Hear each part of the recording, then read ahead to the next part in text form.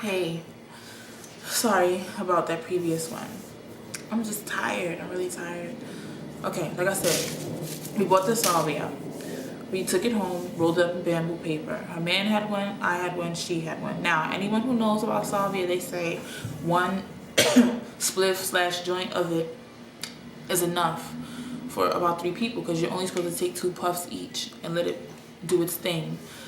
I didn't do that because I was smoking with people who were used to doing pot. I don't do pot. I've done it before, a few times before, but it was never something that was interesting. It was something that was like, because I'm not a follower, but I'd be sitting there and everybody's trying it, and I'm like, oh.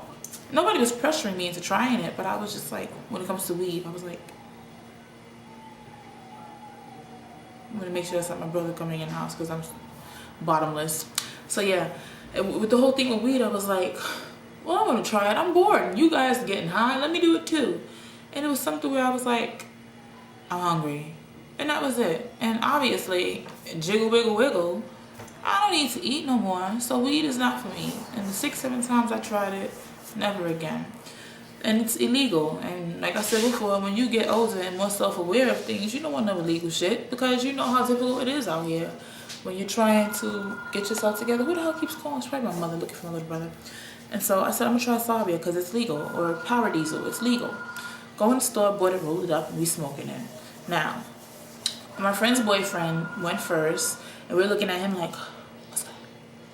And he's like, nothing. But then like a minute or 2 later, he's like, whoa. And so she's like, what did you feel? What is it? What is it? And he's like, wait for it, you're gonna feel it. And so she's like, why would you wait? Why would you say that? What kind of answer is that? And so she's arguing with him, but as she's arguing with him, I realized taking it all to the head. I'm 3/4 down. I'm holding a roach. This is the equivalent of a blunt or a real split. I have is this much left when I started out with this much. So I smoked the whole thing by myself, which means I had about 6 or 7 puffs because it burns faster than weed would. So I'm real low now. And I remember I had taken this chair, a high chair that was about 3 feet off the floor, a kitchen chair. She had like a counter in the kitchen. And I had taken this high chair and I sat it in the living room. Couch was here, love seat was there, and I'm almost finished. And I'm holding now what is a roach in my hand. And I realize this because as I look at her and she's talking to her boyfriend, and she's like, what kind of answer is that? Why would he say that? And when she looked at me and said that, I remember laughing, and I remember going, because it's so funny, because I'm pretty sure I blacked out for about a good 30 seconds. And when I came to, I was like,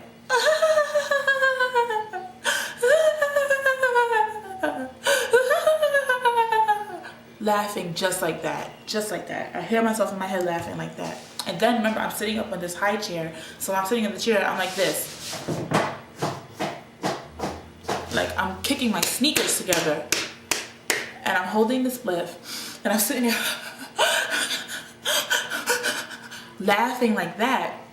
But I realized it probably was like a robotic type laugh because I hear it in my head like it's on repeat. It's a very repetitive laugh, and so I'm laughing like that. And so her man started laughing at me, but at one point, which she denied, she doesn't think she was feeling the effects of it, but she was, because at one point she stands up and she's like,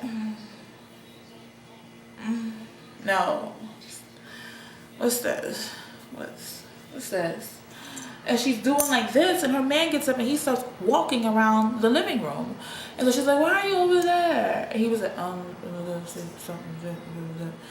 and maybe they were sitting still. Maybe I was just really, really deep in it. But I remember her and her man getting up and walking around, her standing still and doing like this, and me sitting in the chair like, damn.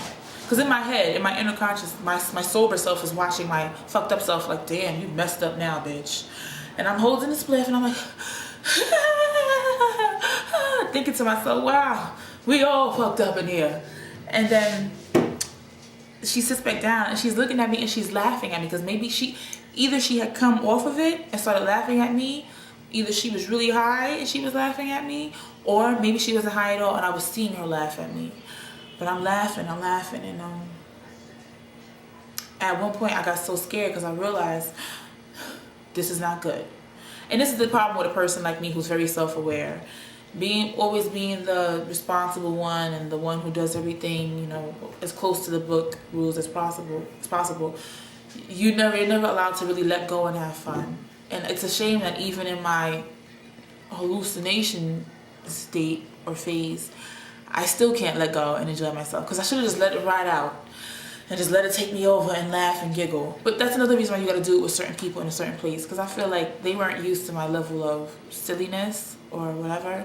So I also was kind of aware of the fact that I may have been embarrassing myself and making them uncomfortable, which is why you have to do it with people who you're close with and comfortable with. Because I never smoked with them before. I've never done anything with them before.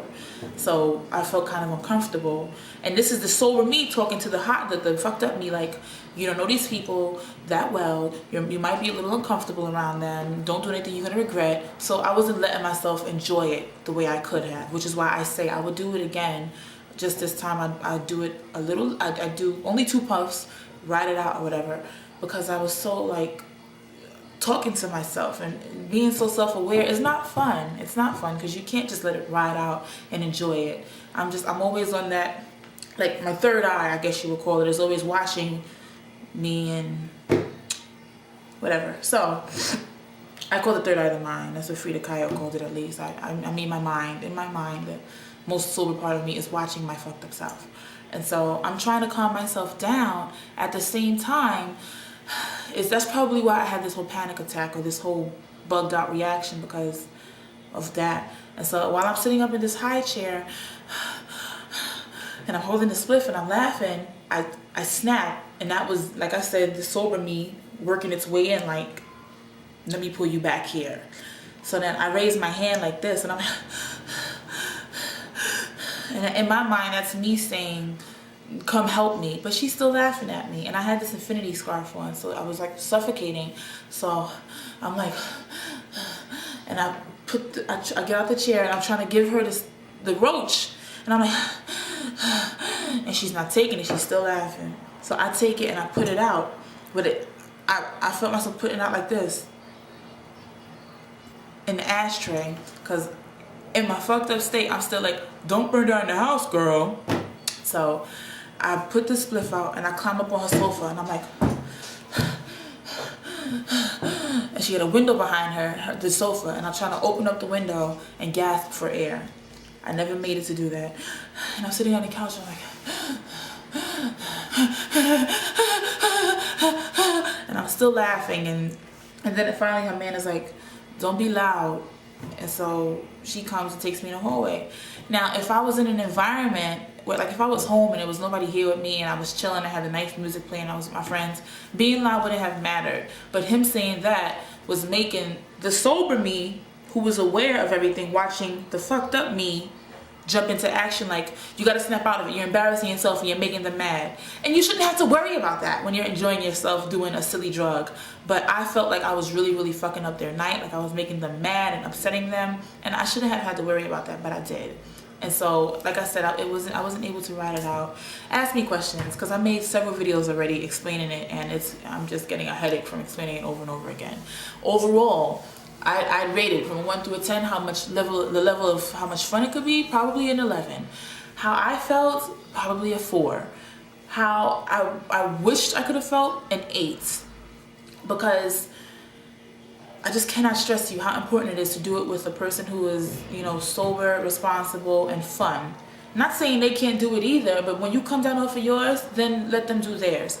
Like I said, I'm going to do it again with a friend of mine. I'm going to record my response, my reaction to it, because I want you to see, you know, I want everyone to see what it's like, because there's a whole bunch of recordings up on it, but are there recordings of people up on Power Diesel? I don't know, but I have Power Diesel left. I'm going to do it again, maybe next weekend, 2 weeks from now. It's supposed to be 61 degrees on Thursday, maybe Thursday, I don't know, but I'm going to do it again. I'm going to record how I react to it, because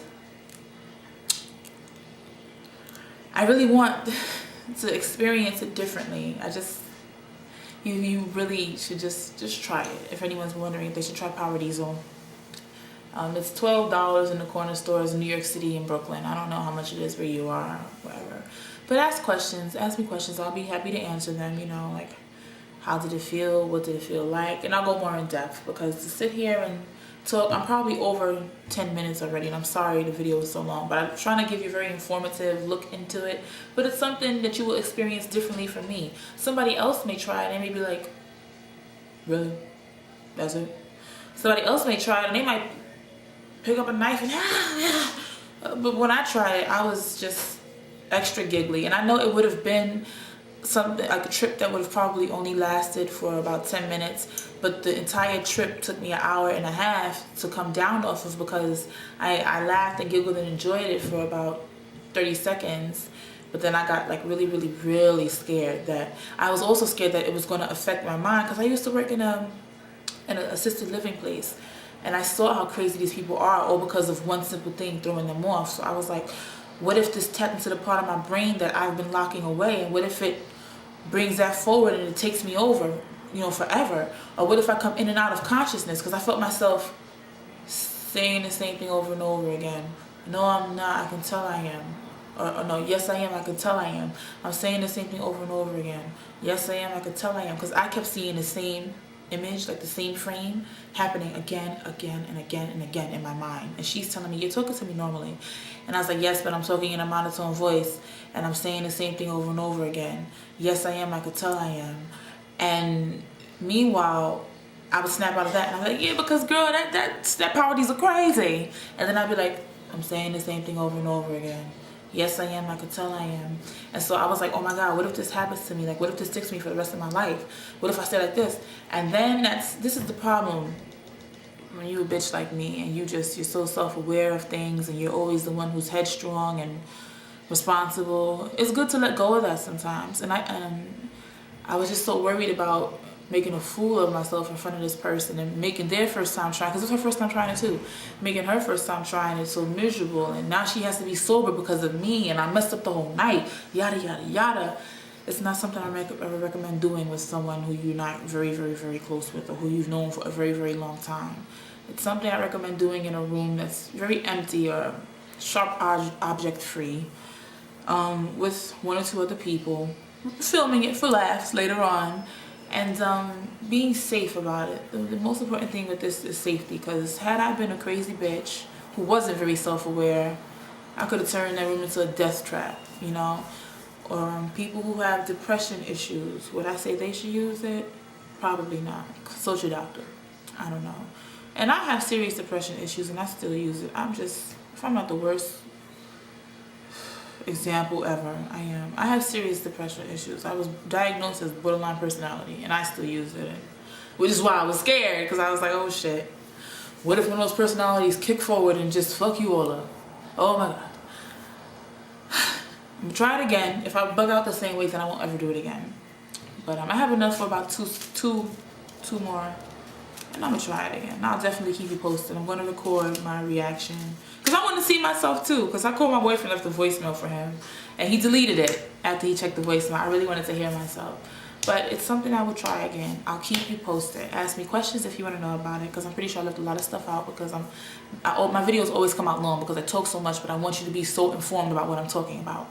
I left another video telling you how I feel today, because it's a day later, and I do feel a lot different, actually. Well, not a lot different, but different about certain things. But check that out and let me know. Ask me questions, like I said, and have a good day. I'll be back another time. I don't know. I'll see you when I see you.